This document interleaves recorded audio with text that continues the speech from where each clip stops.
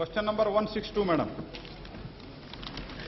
Madam, the exact number of Indian students studying in foreign countries is not available, as most of them do not register themselves with the Indian diplomatic missions abroad. Approximate number of the Indian students is available country-wise is given in Annexure 1 placed on the table of the House. B and C. Yes, madam. The Ministry has undertaken an e-governance and immigration project to transform the process of mobility of the Indian workers and students going abroad into a simple, orderly and transparent process through an information technology platform. As part of this project, the details of the Indian students going overseas for education will also be registered. This will help establish a database of Indian students going abroad. The project is targeted for completion by the end of 2010. D and D, an advisory to students who plan to go to some countries for studies is placed on the website of the ministry. Thank you. Yes. Madam, Minister has accepted that good number of students are going to the foreign universities, the universities which are in abroad. But before going to the data bank question, I would like to ask the Minister through you, madam. There are so many universities in the foreign, including US and the Australia, which are of the very substandards. They are appointing their agents in India and giving the commission to their agents to get the students to their universities. Many of our students, they will not knowing the standards of those universities, whether government is trying to get the data, detailed information of these universities and educate our students. Because I would like to tell, some of the universities, even in US, Australia and many other countries, they are selling the degrees. And without knowing all these things, without knowing all these things, students are giving lakhs of money to the agents. Whether government is having any plan to control these agents and educate our students in the country. Yes. Madam, the question the honourable member is right to an extent. In Australia, almost 98,000 students are studying, as the latest. It is only 10,000 4 years ago, the big jump.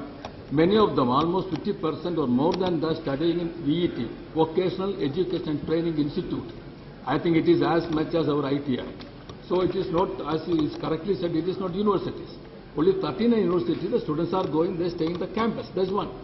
So what we are doing, the second part of the question, yes, we are proposing to have some kind of a regulation to have a registration voluntary or to compulsory registration of the students going abroad. As it is today, madam, we don't have any correct figure, which is how many students are going, and we are taking it up very seriously.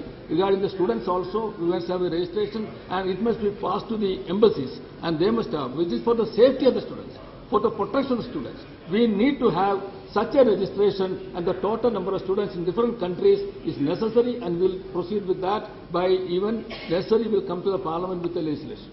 Yes.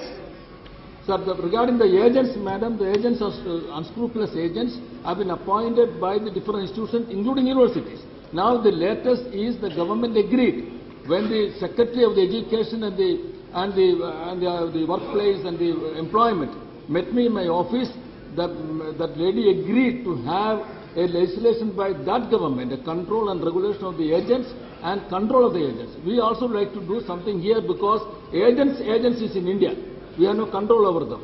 We want to control them also. The agents also here, they instigate the students, instigating the students to go there, offering them employment. This is the major question, sir. This is the major problem. Yes. Madam, my second supplementary is regarding data bank and the racial attacks in the recently in Australia. My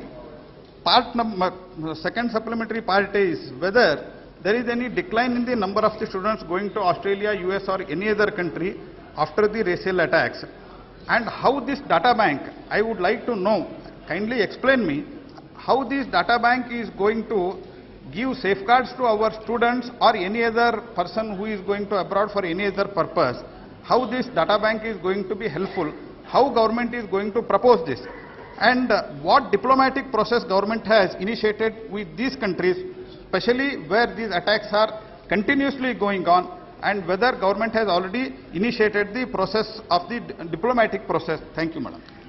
Sir, main issue has come from Australia. It has been taken the highest level. Our Prime Minister talked to the Prime Minister of Australia. Thereafter, the many measures have been taken by that government also.